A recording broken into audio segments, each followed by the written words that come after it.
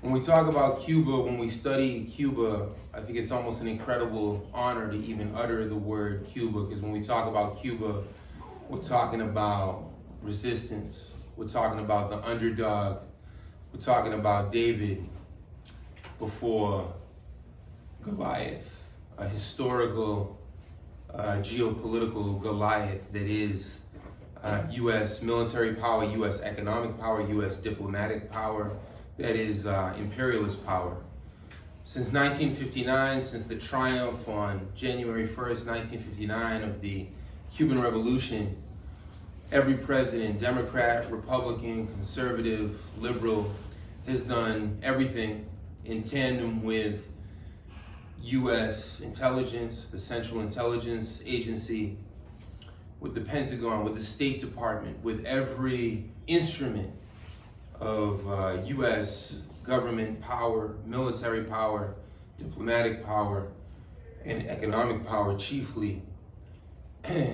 The global colossus, this empire, has done everything to starve Cuba, blockade Cuba, stifle Cuba.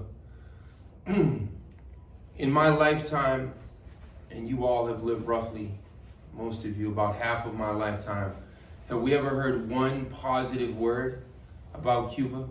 Anytime Cuba is ever mentioned, it's in the context of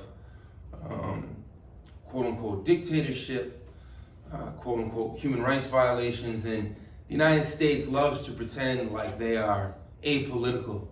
And as we saw with this World Series Classic, where Cuba came so close to making it to the final, again, the analogy of David versus Goliath, how could you not root for Cuba, this tiny blockaded island of 11 million people, against this massive country? And of course, nothing I say is against the U.S. people, but rather against the U.S. ruling class, the U.S.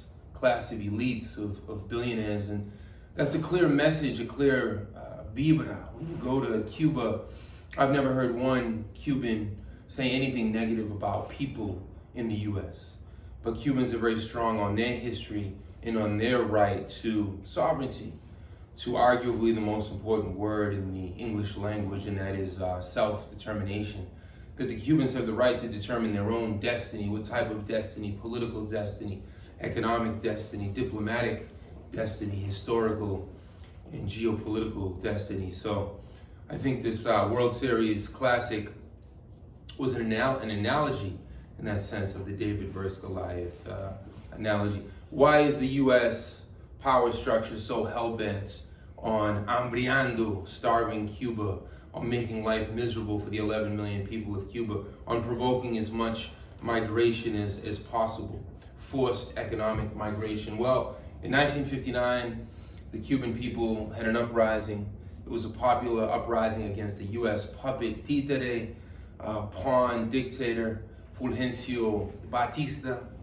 Havana was the Las Vegas before Las Vegas. Is where the U.S. elites, where the mafiosos could go.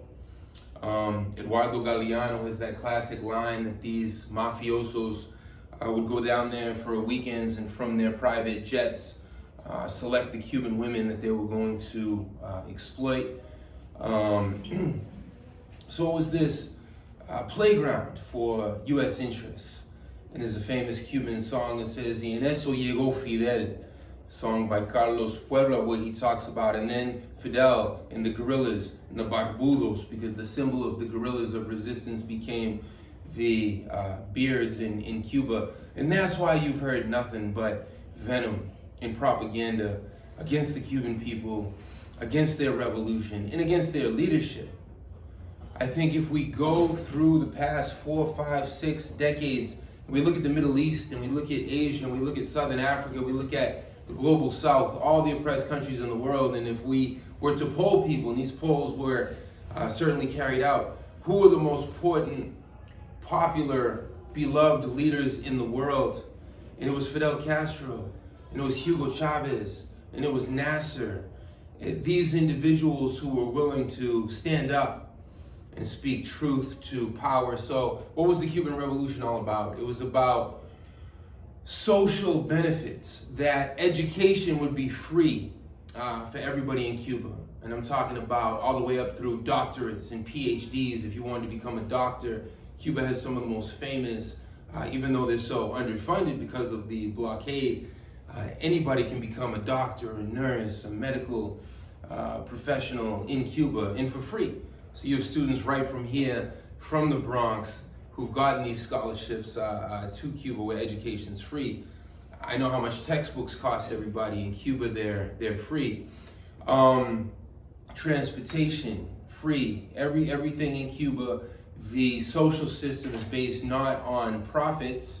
The MTA is about to go up here in New York City. How many people go to jail because they can't afford to pay the $3 to get on the train? What a contrast to Cuba. Now, I was just in Cuba about 2 months ago, and I've been there 5 times in my life. I'm not trying to paint an unrealistic portrait, social portrait of what's going on in Cuba today. Life in Cuba today is extremely difficult. There's something called the special period, el periodo especial. Eso comenzó en 1991. 1990, 1991, you have the collapse of the Soviet Union, of the socialist camp. Suddenly this island of resistance, this bulwark of socialism in a world now dominated by capitalist vultures and sharks. Here you have Cuba, here you have David standing up and saying they're going to carry on with their socialist project, even though they were all alone. They had practically no support at that time. China was going through its own transformation. China is not what it is today in 2023. Soviet Union had collapsed.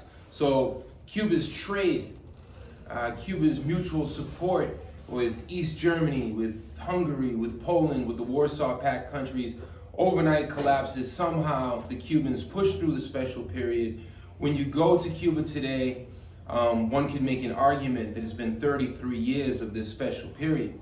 So a lot of things that we would take for granted, at least here in the Imperial Center, and certainly as Dominicans, as Haitians, there's certain things you wouldn't take for granted because there's power outages every day in those countries that I mentioned. But in Cuba, there are real challenges today with families accessing food, accessing enough calories, diverse calories.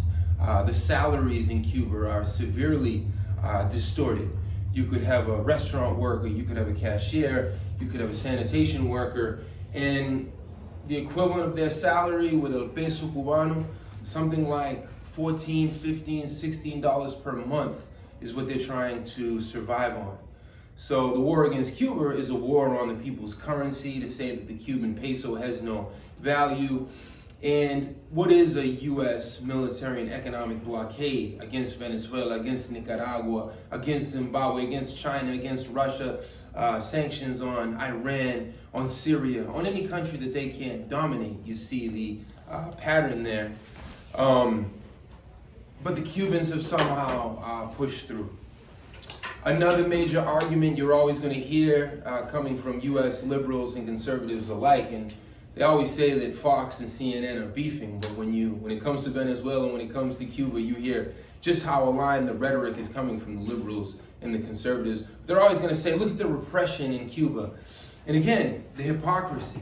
As Malcolm X said, this is not a democracy, this is a hypocrisy.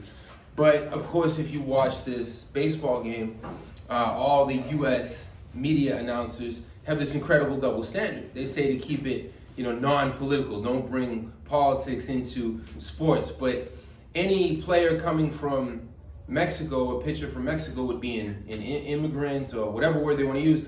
But any player from Cuba, they have a whole different word if they come to play here in the United States, and that is defector. So you see the double standards even in the vocabulary. Why is that? Why is there an informational war on Cuba? Because they want us to think there's no other way. That it's only what we have out here, the systematic segregation, the systematic white supremacy, all the critiques of this system that you all have grown up under. If you all catch this hope, this contagion, that in Cuba you can fight against racism, you can fight against machismo, you can fight against social inequality. If you begin to see Cuba as una esperanza, as a beacon, that would strike fear into them. So one of the first things you'll always hear from these hypocritical baseball announcers, you can tell I'm still tight about the result of that World Series. And that was a true World Series. They call it the World Series every October and November here, but that's just representing the United States for the most part, those teams, right? This argument about repression in Cuba, well, why is there repression in Cuba? Does the Cuban leadership have a right to protect their revolution, to protect their social system? Why would there be repression in Cuba? Well, if every day the U.S. attacks, if the Goliath attacks, do the Cuban people have a right to defend themselves in their interests? So what are the different ways that the U.S. attacks? Well, we've covered a little bit of the economic war. The U.S. military, some of which you all have quite a bit of experience with as veterans. U.S. military continues to occupy Guantanamo Bay. It's been over a century. It's an illegal, unilateral occupation. You have actual military blockade. You have the punishing economically of other countries who dare to do trade with Cuba. There's many examples of banks in Germany or Yemen in the past or wherever, third parties who have tried to trade with Cuba, and they've been punished for doing that. So we're up to 4. You have CIA infiltration. You have the National Endowment for Democracy trying to pay Cuban hip-hop artists and spoken word artists to take a public stance against the government. And I've met many of those artists dating back to 2000, 2001. I would call those anti-Cuban artists. So 5 ways right there, and we can keep going and going. But I think chiefly one of the 5, methods to try to thwart and overthrow the Cuban Revolution, that economic war. Because when you deprive a people of the right to bread and rice, but then you on CNN you turn around and you try to say, well, it's all the Cuban leadership's fault. I've seen the Cuban leadership. It's a very humble leadership. It's not a leadership that's, as Thomas Sankara said, so few are drinking champagne and so many can't even access drinking water. That's not Cuba. I've seen the leadership in Cuba also go through all types of struggle, but of course the rhetoric coming out of Miami from gusanos. And why do we say gusanos? Well, when you're slippery and you've sold out your country and turned your back and acted like a worm, that's why we would call you a gusano. If you nestle up with the bully and don't stand with the bullied, that's certainly the behavior of a gusano. So the struggle in Cuba continues. The Cuban people are arguably up against one of their biggest historical challenges, but Cuba is resistance, Cuba is dignidad, and Cuba is el futuro. I think the future of humanity is going to resemble what the Cubans have tried to do now for some 6 decades, and what the humble people from Nicaragua to Zimbabwe to Vietnam have tried to do, a world in sync with our interests, with nature's interests, not a world in sync just with the profits of an Elon Musk, of a Donald Trump. Individuals who possess more wealth or twice the wealth as entire economies in the Caribbean. I say it con el frente bien alto that Cuba me da piel de gallina, gives me goosebumps, just to talk about Cuba.